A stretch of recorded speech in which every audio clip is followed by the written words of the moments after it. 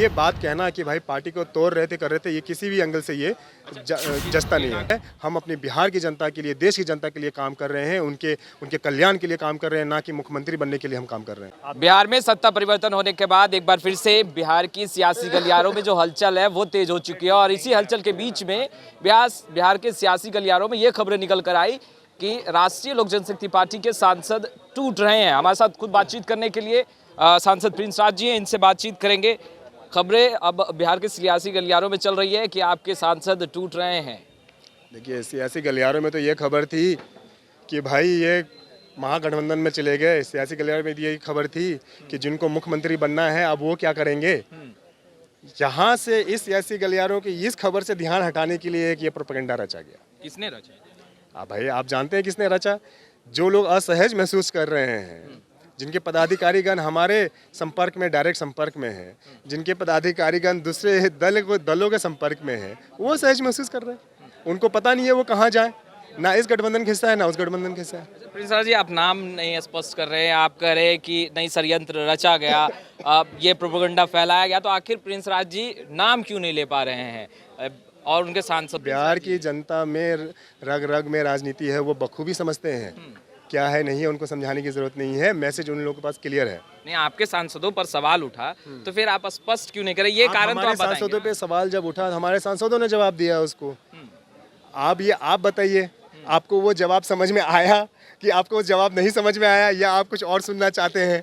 ये तो आप बताइए ना। जब जवाब मिल गया, सवाल पूछा आपने, जवाब मिल गया, तो ये आप बताएंगे ना। नहीं, ठीक है, आपके सांसदों ने कहा कि वो एकजुट हैं, एक परिवार की तरह है, मगर आपने कहा कि षड्यंत्र रचा गया, प्रोपेगेंडा फैलाया गया। जब हमारे सांसदों ने कहा कि एक है तो इसका क्या मतलब है? षड्यंत्र रचा गया। जब सबको एक है, सबको अपने अपने क्षेत्र में प्रोग्राम में थे। आज बल्कि ये 15 अगस्त का प्रोग्राम सब जगह था, तिरंगा का प्रोग्राम, हर घर तिरंगा का प्रोग्राम सब जगह था। सब लोगों को अपना अपना प्रोग्राम कैंसिल करके प्रदेश कार्यालय में आके बोलने की जरूरत क्या पड़ी? क्यों पड़ी? आप लोग नहीं चलाते। जब आप लोगों को कल बयान मिल गया, सब लोग, जब हमारे सभी सांसदों ने जब ये कह दिया कि ऐसा कुछ नहीं है, तभी न्यूज़ में फालतू चीज़ें चल रही थी। नहीं, हमने तो चलाया कि बिल्कुल टूट नहीं हो रही है। हमने तो ये बिल्कुल नहीं चलाया कि हाँ ऐसी खबरें हैं कि उनके सांसद, आपके सांसद जो हैं वो टूट रहे हैं। हमने तो चलाया कि नहीं टूट रहे हैं, सांसदों ने स्पष्ट कर दिया, तो बात खत्म। चलिए, आप तिरंगा फहराते हैं और 15 अगस्त मनाते हैं, बात खत्म। अच्छा, ये बताइए कि आप बीजेपी के साथ हैं, आप लोग एनडीए के साथ में, आपने स्पष्ट किया है, तो बीजेपी जो कर रही है और कि पुनः बिहार में जंगल राज स्थापित हो रहा है, नीतीश कुमार विकास पुरुष नहीं बल्कि विनाश पुरुष हैं, आप भी इस बात से सहमति रखते हैं ना प्रिंस राज? आप हमें इस बात का जवाब दे दीजिए। ये जो निर्णय लिया गया उनके तरफ से, जेडीयू की तरफ से निर्णय लिया गया, इसमें बिहार की क्या हित है? हमें हित समझा दीजिए। बिहार की जनता की इसमें क्या हित है? एक दशकों के बाद केंद्र और राज्य में एक सरकार बनी थी, विकास की रफ्तार आगे बढ़ी थी, हम लोग खुश थे कि भाई अब बहुत ही अच्छा हो रहा है, आगे बहुत अच्छा होगा। ये अचानक इस रफ्तार को धीमी क्यों की गई? क्या हुआ? वहाँ आप चले गए। 2017 में आप क्या कह के आप इस गठबंधन में आए थे? आप एक ऐसे अलायंस को छोड़ के चले गए जो कि विकास की बात करता है, राष्ट्रवाद की बात करता है और आगे बढ़ने की बात करता है, विश्व में अपनी छाप रखने की बात करता है।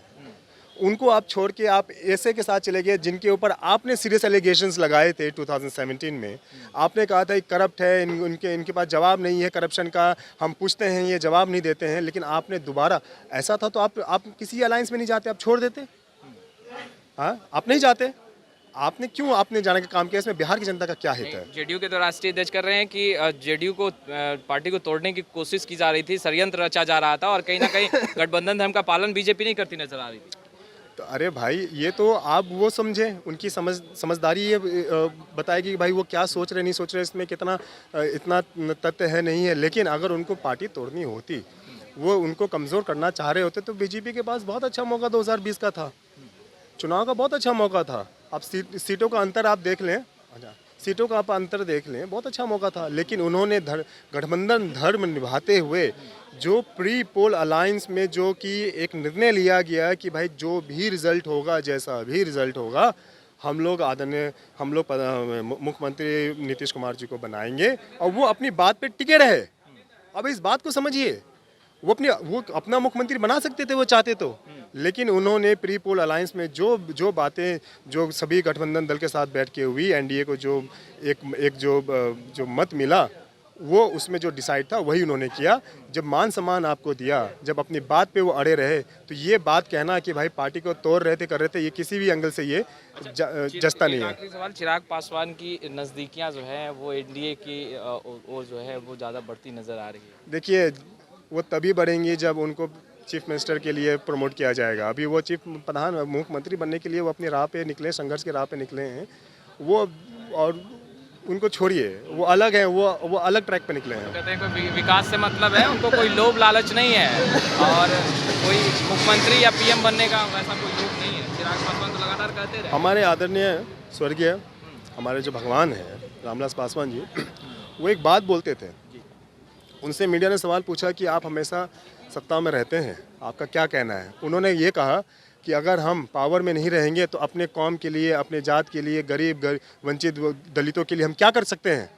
हम उनके हित के लिए काम करते हैं और उनके हित के लिए काम करते रहेंगे। उनके पास क्या मुख्यमंत्री का पद के लिए उनके पास क्या पहले कभी ऑफर नहीं आया, उन्होंने ठुकरा दिया। उन्होंने कहा नहीं, हम इस लालच में नहीं रहेंगे, हम अपनी जनता के लिए काम करेंगे। और आज भी उसी विचारधारा पे ये राष्ट्रीय लोक जनशक्ति पार्टी चल रही है। हम अपने बिहार की जनता के लिए, देश की जनता के लिए काम कर रहे हैं, उनके कल्याण के लिए काम कर रहे हैं, ना कि मुख्यमंत्री बनने के लिए हम काम कर रहे हैं। तो आपने सुना प्रिंस राज को साफ तौर पर चिराग पासवान पर भी तंज कस रहे हैं। खैर, लाइव सिटीज़ के साथ बने रहे, आपका बहुत बहुत शुक्रिया।